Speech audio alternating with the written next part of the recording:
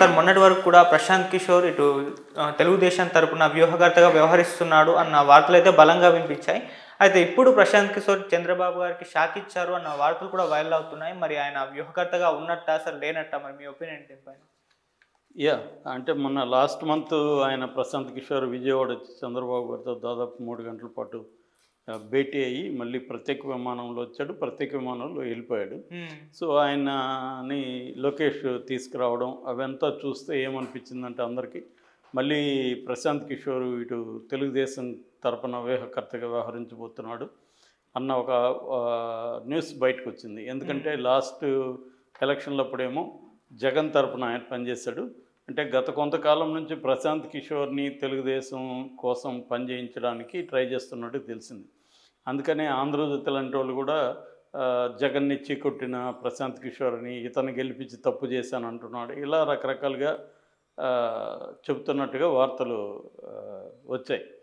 So ఈ నేపథ్యంలో అప్పుడే కొంతమంది ఏమన్నారంటే లేదు, ప్రశాంత్ కిషోరు ఆల్రెడీ ఆయన క్లియర్గా 2021లోనే ఇటు డిఎంకే ఇటు తృణమూల్ కాంగ్రెస్ గెలిచిన తర్వాత వాళ్ళిద్దరికి పనిచేశాడు. ఆయన పనిచేసిన తర్వాత ఆయన క్లియర్గా చెప్పేశాడు, నేను విరమించుకుంటున్నాను కొంతకాలం పాటు, వేరే ఏదైనా మీనింగ్ఫుల్ యాక్టివిటీ చేస్తానని డిక్లేర్ చేశాడు. దానికి తగినట్టుగానే బీహార్లో ఆయన జనస్వరాజ్ అనే ఒక వేదిక పెట్టుకొని దాని తరఫున పాదయాత్ర చేస్తున్నాడు. అయితే ఈ కాంటెక్స్లో వచ్చాడంటే ఏమో చెప్పలేము, రాజకీయ నాయకులు మారినట్టే వ్యూహకర్తలు కూడా మారచ్చు కదా అనేది అనుకున్నారు. కానీ ఇక్కడ ఎథిక్స్ అంటే గతంలో వైసీపీకి పనిచేసి ఇప్పుడు మళ్ళీ తెలుగుదేశానికి పనిచేస్తే వైసీపీ దగ్గర ఈయనకి తెలిసిన సీక్రెట్లన్నీ చంద్రబాబుకి చెప్పేస్తాడేమని వైసీపీ క్యాంప్లో కూడా ఆందోళన వచ్చింది. ఎందుకంటే వైసీపీకి నేమేమి స్ట్రాటజీ ఇచ్చాడు, జగన్కు ఉండే బలాలు బలహీనతలు అవన్నీ కూడా ప్రశాంత్ కిషోర్కి తెలిసిండే అవకాశం ఉంది. సో వాటన్నిటినీ గురించి తెలుసుకోవడానికే చంద్రబాబు పిలిపించాడనేది ఒక వార్త వచ్చింది. ఏదేమైనా ప్రశాంత్ కిషోర్ అయితే అప్పుడు కూడా ఏం మాట్లాడాడంటే ఏం లేదు, నేను మర్యాదపూర్వకంగా కలవడానికి వచ్చానని వెళ్ళిపోయాడు. దాని తర్వాత ప్రశాంత్ కిషోర్ ఊసి ఎక్కడ కూడా వినబడలేదు. ఎందుకంటే ప్రశాంత్ కిషోర్ టీమే పనిచేస్తుంది చంద్రబాబు కూడా, రాబిన్ శర్మ ఆధ్వర్యంలో. ఇటు వైసీపీకి కూడా ప్రశాంత్ కిషోర్ టీమే అంటే ఐపాక్ టీమే పనిచేస్తుంది రిషిరాజ్ ఆధ్వర్యంలో. అంటే ఇప్పుడు ప్రశాంత్ కిషోర్ టీములే విడిపోయి రకరకాలుగా, సునీల్ కనుగోలు కూడా ఒకప్పుడు ప్రశాంత్ కిషోరే, ఇప్పుడు ఆయన కాంగ్రెస్ తరఫున మొన్న కర్ణాటకకి తెలంగాణకి ఇప్పుడు మళ్ళీ ఆంధ్రాకి కూడా ఆయనే పనిచేస్తాడు అంటున్నారు. సో ఇలాగ డిఫరెంట్ బ్యాచ్లు ఐపాక్ టీముల్లోంచి వెళ్ళిపోయాయి. ఎందుకంటే ప్రశాంత్ కిషోరు బీహార్ ఆయన నేటివ్, తను కొంతకాలం యునైటెడ్ నేషన్స్ దీంట్లో పనిచేశాడు, ఐక్యరాజ్య సమితికి సంబంధించిన ఆర్గనైజేషన్స్లో. అప్పుడు వివిధ ఆఫ్రికాలో పనిచేశాడు, హైదరాబాద్లో కూడా పనిచేశాడు. ఆ టైంలో ఆయన గుజరాత్కి వెళ్ళడం, గుజరాత్లో సీఎం నరేంద్ర మోడీ పరిచయం అవ్వడం, ఆయన మూడోసారి ఎన్నికలు కొంత టఫ్గా ఉంది కాబట్టి ఈయన్ని తీసుకోవడం చేశారు. దాని తర్వాత 2012లో గుజరాత్ మోడీ పనిచేశాడు. దీంతో స్నేహంతో వాళ్ళు మళ్ళీ 2014లో పిఎం క్యాండిడేట్గా ఆయన్ని అనౌన్స్ చేసినప్పుడు మళ్ళీ ఈయన్ని దించారు. ఈయన అప్పుడు ఏం చేస్తాడంటే బేసిక్గా ఆయన Indian institute of management, Indian institute of technology వీళ్ళందరినీ దీంట్లో చదువుకుంటున్న కుర్రాళ్ళని తీసుకొని ఒక సైంటిఫిక్ అప్రోచ్తో ఎలక్షన్ల స్ట్రాటజీని రూపొందించడం ఇవి చేశారు. మామూలుగా అమెరికాలో ఇలాంటి స్కీమ్స్ నడుస్తుంటాయి, ఇంకొన్ని దేశాల్లో కూడా ఇలాంటి కన్సల్టెంట్స్ ఉన్నారు.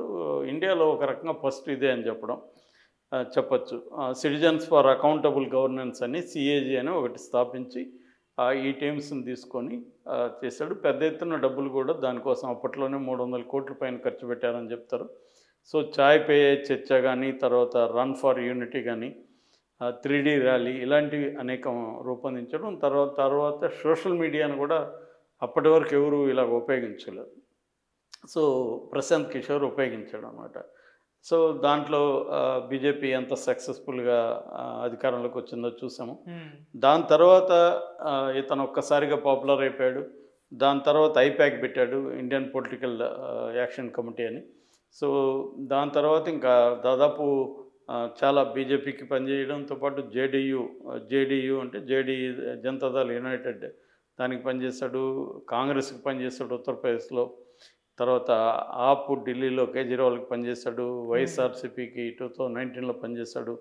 దాని తర్వాత డిఎంకే, దాని తర్వాత తృణమూల్ కాంగ్రెస్. సో ఇలాగా అంటే ఆయన పంజాబ్లో సక్సెస్ కాలేకపోయాడు, ఉత్తరప్రదేశ్లో సక్సెస్ కాలేకపోయాడు. బట్ ఓవరాల్గా అతని సక్సెస్ రేట్ అయితే చాలా ఎక్కువ ఉంది. ఏదేమైనా ఇంకోటి ఏంటంటే ఆయన ఎవరైతే ఖచ్చితంగా గెలుస్తారనుకుంటారో వాళ్ళ తరపునే పనిచేస్తాడు, ఓడిపోతారనుకున్న వాళ్ళ తరపున పనిచేయడానికి కూడా ఒక ఇది ఉంది ఆయనది. అంటే గెలిచే వాళ్ళ తరపున పనిచేసి ఈ గెలుపుకి నేనే కారణం అని చెప్పుకునే ఒక పద్ధతి ఆయనకి ఉంది అనేది కూడా చెప్తారు. ఏదేమైనా ఆయన కొన్ని ఒక రకంగా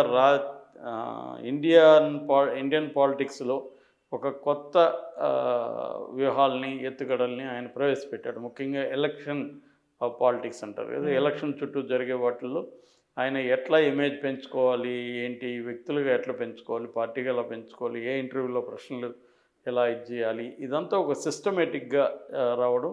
అట్లాగే మాస్ సైకాలజీని స్టడీ చేయడం, దానికి మళ్ళీ టీమ్స్ని పెట్టడం. సో ఈ మాస్ సైకాలజీని ఇన్ఫ్లుయెన్స్ చేయడానికి, మార్చడానికి ఏ రకాలు చేయాలి, సెంటిమెంటల్గా చేయడం, ఒక్కోసారి అగ్రెసివ్గా చేయడం, ఒక్కోసారి పుకార్లు క్రియేట్ చేయడం, సోషల్ మీడియా ద్వారా కొన్ని చేయడం. అలాగే జగన్కి కూడా ఈయన శంకరావం కానీ, అన్న పిలుపు, ప్రజా సంకల్పయాత్ర ఇవన్నీ కూడా ఇతనే రూపొందించాడు అని చెప్తారు. అందుకనే చంద్రబాబు ఏం చేశాడంటే ఆయనకి ఆల్రెడీ రాబిన్ శర్మ ఉన్నప్పటికీ కూడా ప్రశాంత్ కిషోర్ లాంటి వాడు ఉంటే బాగుంటుంది, ప్రజల్లో కూడా ఒక పాజిటివ్ సిగ్నల్ వెళ్తుంది, ప్రశాంత్ కిషోర్ పనిచేస్తున్నాడు అంటే ఖచ్చితంగా గెలుస్తాడు చంద్రబాబు అన్న ఇది ఒక సిగ్నల్ వెళ్ళొచ్చు కదా అనేది ఆయన ట్రై చేశాడు. అప్పుడు కూడా విమర్శలు వచ్చాయి, ఆల్రెడీ ఒక పీకే చాలదని ఇంకొక పీకేని తీసుకొచ్చారని. పీకే అంటే పవన్ కళ్యాణ్, ఇంకొక పీకే అంటే ప్రశాంత్ కిషోర్ అనేది కూడా అన్నారు.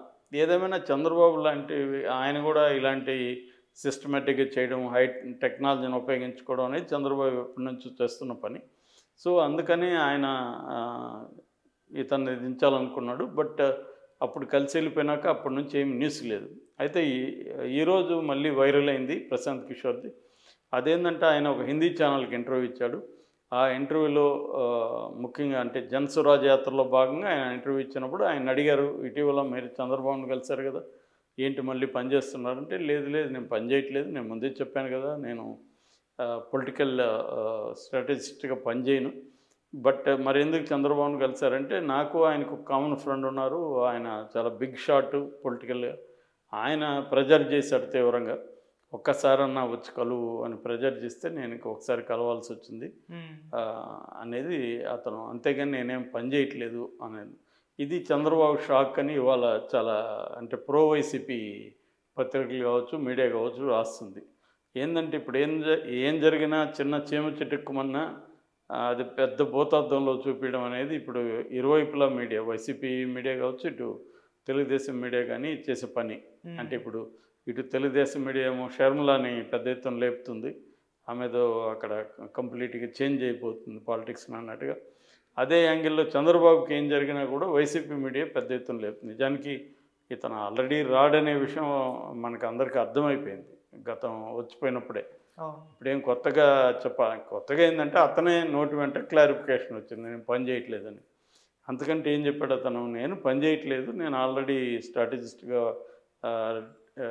విరమించుకున్నాను, నేనే నా సొంత వేదిక పెట్టుకొని నేను ప్రజల్ని చైతన్యవంతం చేద్దామని నేను ప్రయత్నిస్తున్నాను అనేది అతను చేస్తున్నాడు. సో అతనికి ఏంటంటే వేరే వాళ్ళని గెలిపించే కార్యక్రమం తప్ప అతనికంటూ ఒక ఇండిపెండెంట్ ఐడెంటిటీ అనేది లేదనేది అర్థమైంది అతనికి.